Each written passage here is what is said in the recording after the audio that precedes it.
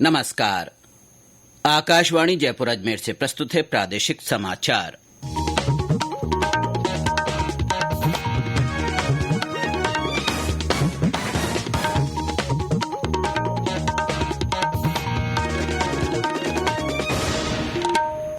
मुख्य समाचार। देश में न्यूनतम वेतन दर में बढ़ोतरी की घोषणा। नई दरें 1 अक्टूबर से होगी लागू। विश्व पर्यटन दिवस आज। देश प्रदेश में पर्यटकों के लिए विभिन्न आयोजन। एम्स की तर्ज पर विकसित होगा जयपुर का RUHS अस्पताल। चिकित्सा मंत्री ने कार्य योजना तैयार करने के दिए निर्देश। और राजस्थान कर्मचारी चयन बोर्ड की स्नातक स्तर की समान पात्रता परीक्षा आज और कल 2 पारियों में।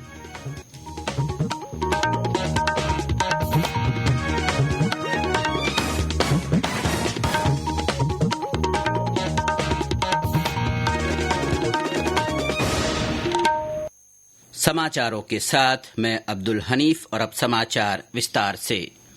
केंद्र सरकार ने देश में न्यूनतम वेतन दर में बढ़ोतरी करने की घोषणा की है।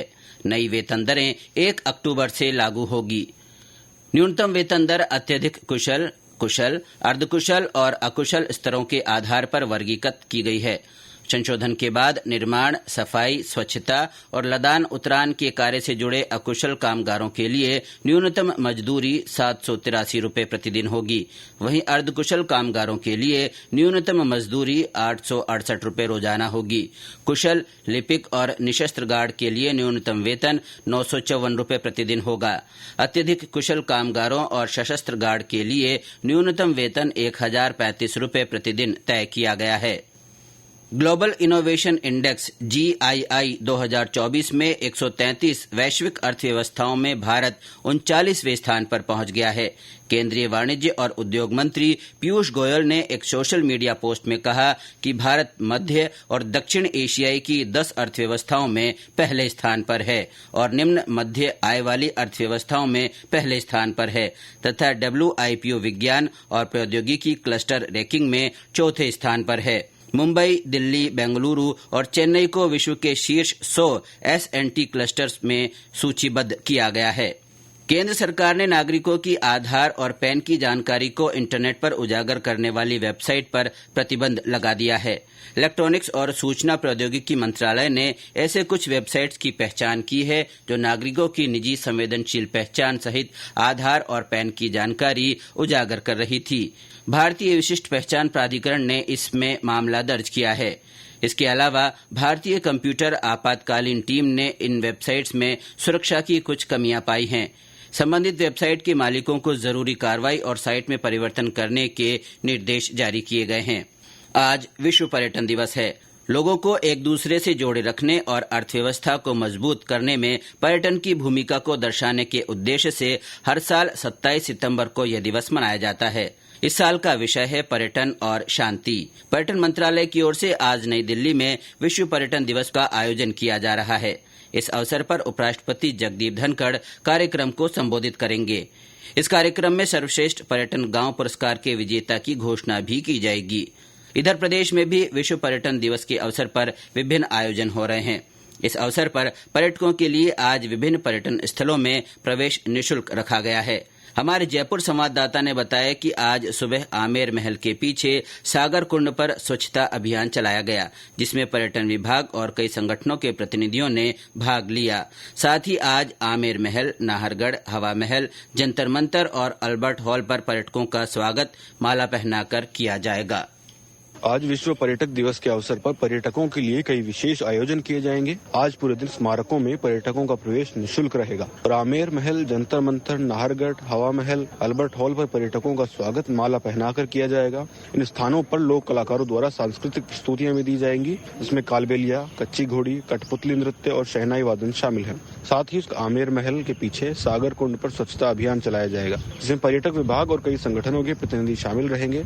शाम 7 बजे अल्बर्ट हॉल पर सांस्कृतिक संध्या का आयोजन होगा, जिसमें उप मुख्यमंत्री दिया कुमारी और अन्य वरिष्ठ अधिकारी मौजूद रहेंगे। इस अवसर पर लोक कलाकारों के दलों द्वारा सांस्कृतिक प्रस्तुतियां भी दी जाएगी। रितेश पारिक, आकाशवाणी समाचार, जयपुर।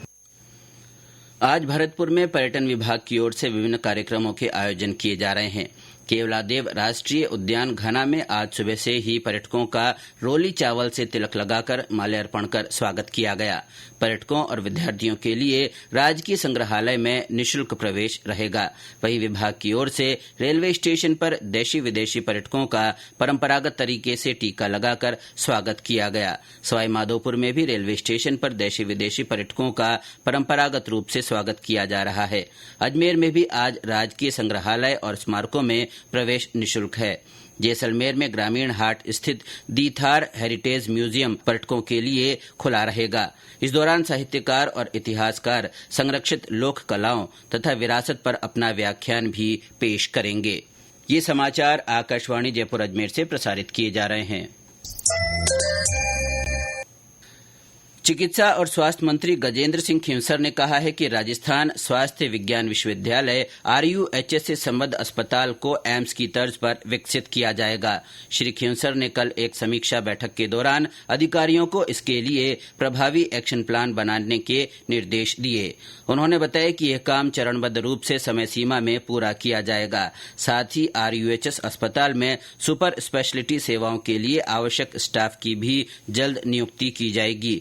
चिकित्सा और स्वास्थ्य मंत्री ने अधिकारियों को निर्देश दिए कि रिम्स के विकास के लिए होने वाले निर्माण कार्यों, जांच और उपचार के लिए उपकरणों तथा चिकित्सकों और अन्य स्टाफ की आवश्यकताओं का आकलन कर एक एक्शन प्लान तैयार किया जाए।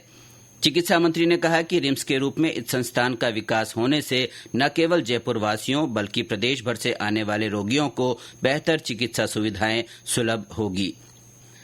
स्वास्थ्य और परिवार कल्याण मंत्रालय ने राज्य और केंद्र शासित प्रदेशों से कहा है कि वे मंकी पॉक्स बीमारी के बारे में जागरूकता बढ़ाने वाली गतिविधियां आयोजित करें। एक परामर्श में मंत्रालय ने राज्यों से निगरानी बनाए रखने का अनुरोध किया है। मंकी पॉक्स की जांच के लिए संचालित प्रयोगशालाओं की सूची भी दी गई है। मंत्रालय ने सार्वजनिक स्वास्थ्य सेवाओं की तैयारियों का आकलन का निर्देश दिया, जिसकी समीक्षा राज्य और जिला दोनों स्तर पर वरिष्ठ अधिकारियों द्वारा की जाएगी।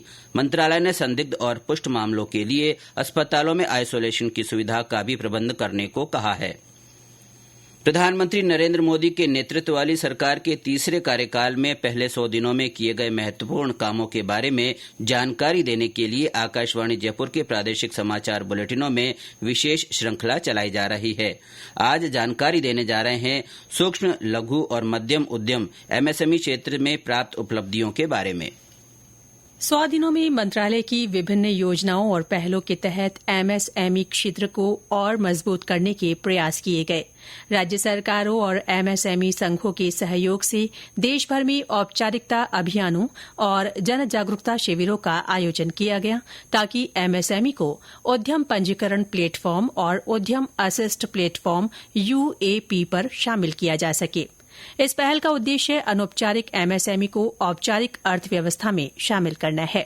इस त्वरित अभियान के तहत उद्यम UAP पर पंजीकृत MSME की कुल संख्या 5 करोड़ के पार हो गई है। MSME पंजीकरण में बढ़ोतरी के साथ रोजगार सृजन की संख्या अब 21 करोड़ तक पहुंच चुकी है। MSME मंत्रालय और संयुक्त राज्य अमेरिका के स्मॉल बिजनेस एडमिनिस्ट्रेशन के बीच 13 अगस्त 2024 को एक समझौता ज्ञापन पर हस्ताक्षर किए गए। इसका उद्देश्य दोनों देशों के MSME को प्रोत्साहित करने के लिए आपसी सहयोग स्थापित करना है। ये उपलब्धियां भारत सरकार की MSME क्षेत्र की सतत वृद्धि सुनिश्चित करने, नवाचार को बढ़ावा देने और रोजगार सृजन को प्रोत्साहित करने की प्रतिबद्धता दर्शाती हैं। न्यूज डेस्क की रिपोर्ट के साथ समाचार कक्ष से मैं रितिका गुप्ता। राजस्थान कर्मचारी चयन बोर्ड की 2024 के लिए स्नातक स्तर की समान पात्रता परीक्षा आज और कल 2 पारियों में आयोजित की जा रही है। पहली पारी सुबह 9 बजे से 12 बजे तक और दूसरी पारी 3 बजे से शाम 6 बजे तक आयोजित होगी। जयपुर में इसके लिए 149 केंद्र बनाए गए हैं। सवाईमाधोपुर में इस परीक्षा के लिए 30 केंद्र निर्धारित किए गए हैं। केंद्रीय गृह राज्य मंत्री श्री बंडी संजय कुमार ने कहा है कि कैदियों के सुधार और बेहतर पुनर्वास के लिए 130 वर्ष पुराने जेल अधिनियम को बदलकर नया कानून लाया गया है। ये कानून कैदियों को उनकी योग्यता के आधार पर कौशल प्रदान करने और रिहाई के बाद रोजगार प्रदान करने में लाभदायक होगा। और अंत में मुख्य समाचार एक बार फिर।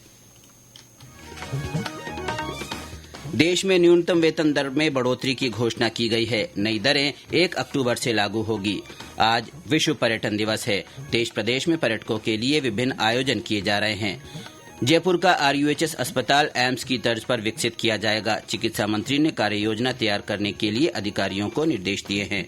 और राजस्थान कर्मचारी चयन बोर्ड की स्नातक स्तर की समान पात्रता परीक्षा आज और कल 2 पारियों में आयोजित की जा रही है। इसके साथ ही प्रादेशिक समाचार बुलेटिन समाप्त हुआ। नमस्कार।